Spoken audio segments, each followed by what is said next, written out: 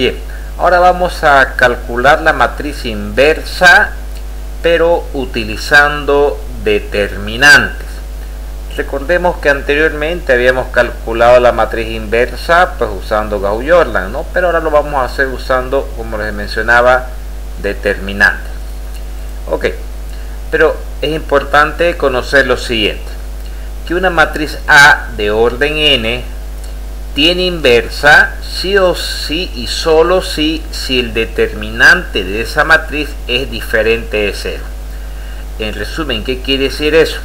Que si hay una matriz cuadrada, obviamente porque solo las matrices cuadradas pueden tener inversa, si el determinante de esa matriz es igual a 0, significa que esa matriz no tiene inversa. Por lo tanto, el determinante de la matriz tendrá que ser en este caso diferente de 0, lo que nos avisa que esa matriz sí tiene inversa. Muy bien.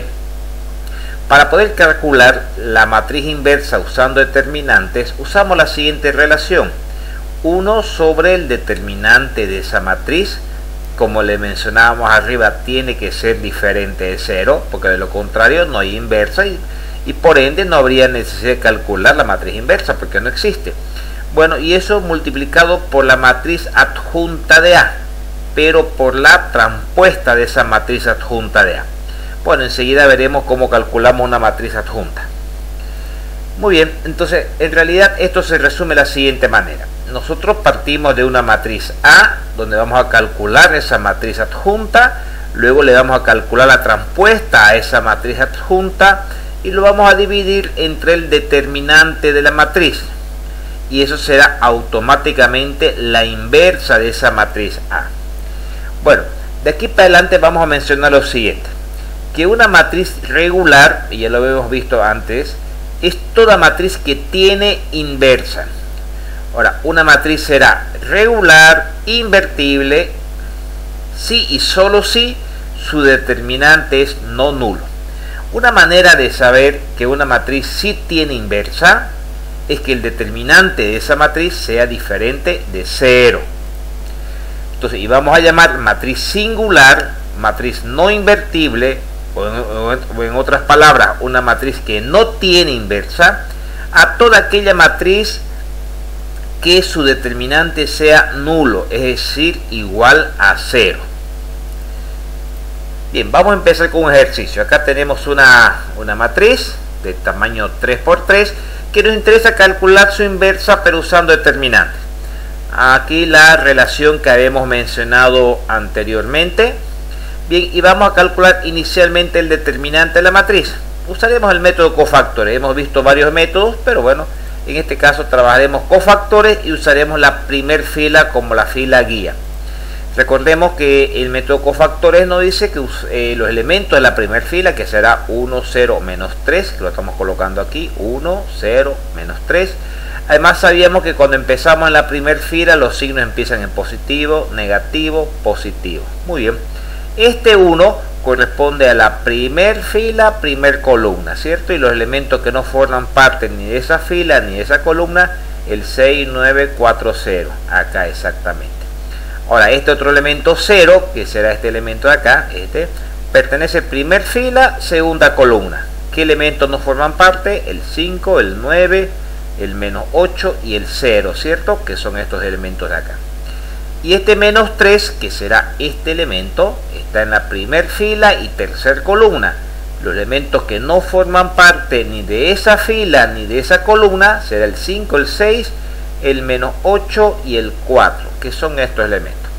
No, de manera que quedan ya, no nos olvidemos de matrices de tamaño 2×2, donde el determinante de cada una de esas matrices será, recordemos, la diagonal principal menos la diagonal secundaria, ¿no? Muy bien, haciendo esa operación, 6×0, 0, menos la otra diagonal, aquí hacemos lo mismo, diagonal principal, menos la diagonal secundaria, acá lo mismo, diagonal principal, menos la diagonal secundaria, y generamos estos valores.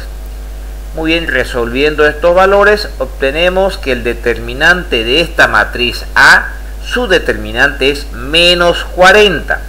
Al ser un valor diferente de 0, nos confirma que esta matriz sí tiene inversa, es decir, que es una matriz regular, que sí es posible que calculemos su matriz inversa, porque es una matriz regular, es una matriz invertible. Perfecto.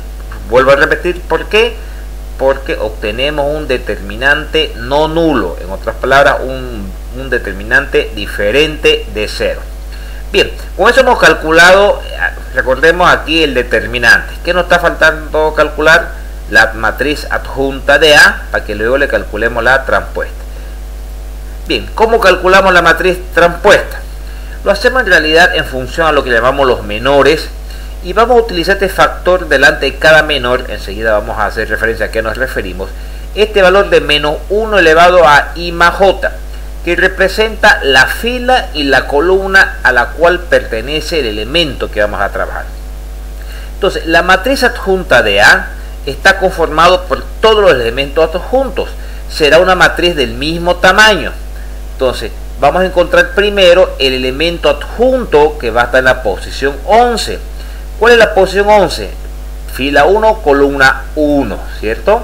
Muy bien, pero siempre vamos a utilizar adelante el menos 1 elevado a esa posición, 1 más 1. ¿No? Esto se hace positivo, ¿cierto? Cualquier valor negativo elevado a una potencia cuadrada se hace positivo. Y los elementos que no estén ni en esa fila ni en esa columna, que serán estos elementos, lo volvemos a copiar acá. Resolviendo esto, pues nos da que el elemento adjunto en la posición 11 es menos 36.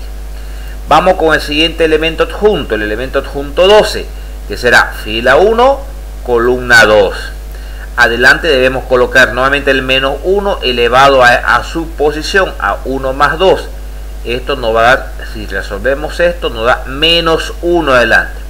Multiplicado por este determinante de esta matriz 2 por 2, el elemento adjunto es menos 72. Vamos ahora al elemento adjunto 13. Recordemos que la matriz adjunta de una matriz de 3 por 3 será también una matriz de 3 por 3. Lo que estamos haciendo es encontrar todos sus elementos. El elemento adjunto en la posición 13 será primer fila, tercer columna. Ponemos adelante el menos 1 elevado a su posición, 1 más 3. Bueno, y tomamos los valores que no están siendo tomados en cuenta. Y resolviendo esto nos da 68, ¿cierto? Recordemos que todos estos determinantes de matrices de tamaño 2 por 2 resolvemos directamente diagonal principal menos diagonal secundaria. Ya está el elemento 13. El elemento 21, que será segunda fila, primer columna. Adelante colocamos el menos 1 otra vez elevado a su posición, a la 2 más 1, y armamos una matriz de tamaño 2 por 2 con elementos que no están siendo tomados en cuenta. Resolviendo esto, obtenemos que el elemento adjunto en la posición 21 es menos 12. Vamos al elemento adjunto 22. Será segunda fila, segunda columna. Nuevamente adelante el menos 1 elevado a su posición, al 2 más 2, y armando una matriz de tamaño 2 por 2 con los elementos que no han sido tomados en cuenta. Muy bien, resolviendo esto nos da el 1, ¿cierto? Menos 1 elevado a la cuarta potencia, y el determinante de esta matriz de tamaño 2 por 2, bueno, en realidad encontramos que el elemento adjunto 22 es menos 24. Hacemos ahora la misma operación para el elemento adjunto 23, segunda fila, tercer columna. Nuevamente adelante el menos 1 elevado a esa posición y conformamos una matriz de tamaño 2 por 2 con los elementos que no están ni en la fila ni en la columna de ese elemento adjunto.